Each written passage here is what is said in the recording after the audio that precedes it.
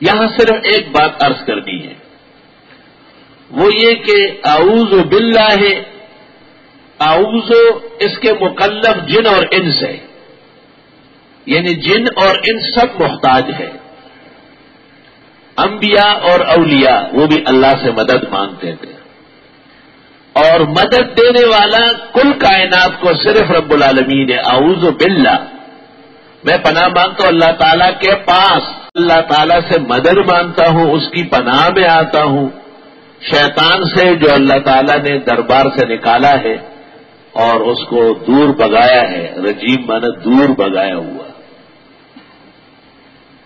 لا الہ الا اللہ، اعوذ باللہ من الشیطان الرجیم۔ یہاں ایک عجیب بات سنو، دنیا میں کتنی خرابیاں ہیں، کتنی بیماریاں ہیں اور کتنی بلائیں ہیں، شیر چیتے اور سانپ اور بچھو، لیکن بچنے کی ضرورت شیطان سے ہے، کیونکہ شیطان ایمان اور اعمال کو نقصان دیتا ہے۔ دوسری طرح سمجھ لو، ایک جسم ہے، ان الجسم یشبہ بجہنم، اور ایک روح ہے، والروح محل الایمان ویشبہ بالجنت العالیہ۔ اس لیے روح اوپر جاتی ہے، اس کا تعلق علو سے ہے، اور جسم دفن ہوتا ہے، سڑتا ہے، کٹتا ہے، مٹی ہوتا ہے۔ یا لیتنی کنت تراب۔ جسم کے جو دشمن ہے وہ یہ ہے، سانپ ہے، بچھو ہے، چیتا ہے، ریچھ ہے، مگرمچھ ہے، سینکیا ہے، زیادہ کھانا ہے، بد پرہیزی ہے، یہ جسم کے دشمن ہے۔ اور روح کے دشمن، ایمان کے دشمن، اعمال کے دشمن۔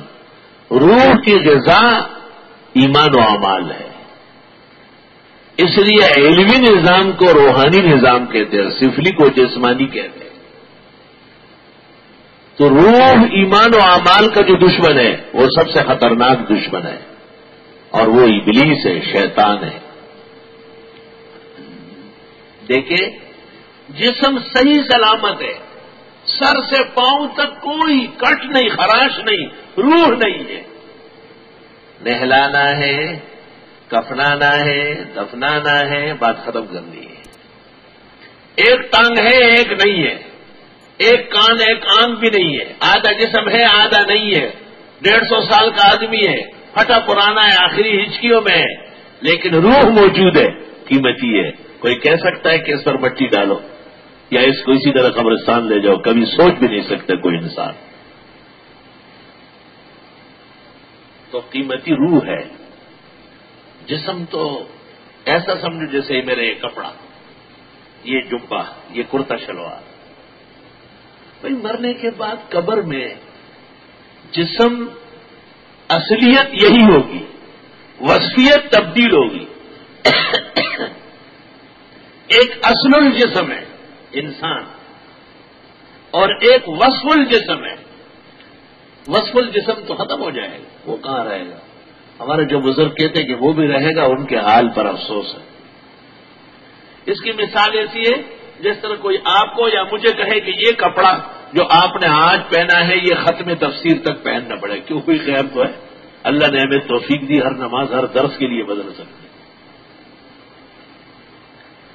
کبھی کہتے ہیں دوسرا جسم ہوگا تو گناہ تو اس نے کیا تھا، وہ بابا اصل جسم وہی ہے، جس طرح اصل انسان یہی ہے، اور وصف تبدیل ہوتا ہے، جیسے کپڑے تبدیل ہونا اعزاز ہے، اس طرح قبر کے اندر جہاں کہیں انسان ہو مرنے کے بعد اللہ اسے متبادل جسم دے دیتا ہے، اور اس جسم کے ساتھ پھر وہاں کا نظام ہوتا ہے۔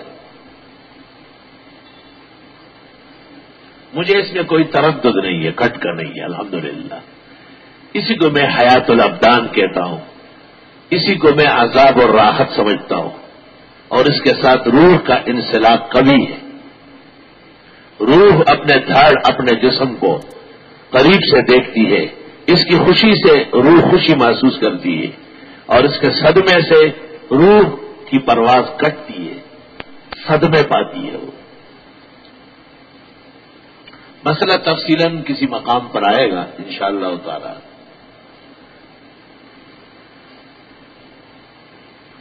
اللہ اکبر و کبیرہ.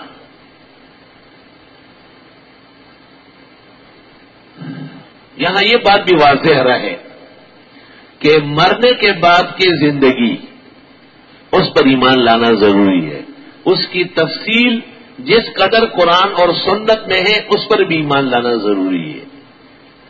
تحقیق علماء کرام کی اپنی ہے، کسی کی تحقیق حق کے زیادہ قریب ہے، کسی کی تحقیق میں ذرا پیچیدگی ہے. ہمارے ایک دوست جو مجھ سے اس پر بحث کرتے تھے وہ کہتے تھے نہیں یہی جسم ہوگا. میں نے کہا پھر آپ یہی کپڑے پہنے، دوسرے نہیں تبدیل کریں، بس یہی جوڑا ہوگا. کہنے لگے وہی جو اور ہے وہ بھی تو میرے ہیں. میں نے کہا جو دوسرا جسم آئے گا وہ بھی اسی روح کا آئے گا. تو مسجد نبوی میں بیٹھے تھے. میں نے کہا یہ مسجد وہی ہے جو پیغمبر صلی اللہ علیہ وسلم کے زمانے میں تھی.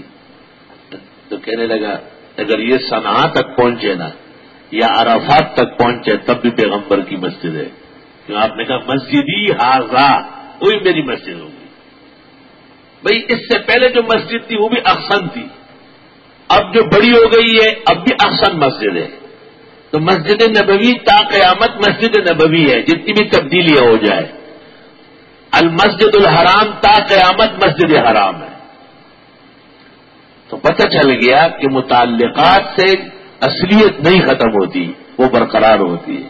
تو اصل وجود ہو اور اوصاف جسم تغیر ہو و تبدل ہو کا تغیر لباسنا و اصوابنا. جیسے ہم لباس تبدیل کرتے ہیں، اصل لباس ہماری عزت ہے، ہمارا شرف ہے، ہمارا ناموس ہے. والحمدللہ علی ھذا.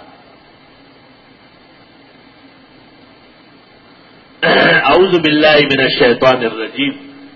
میں پناہ مانگتا ہوں اللہ تعالی کے پاس، یعنی اللہ سے، شیطان مردود کے مقابلے میں.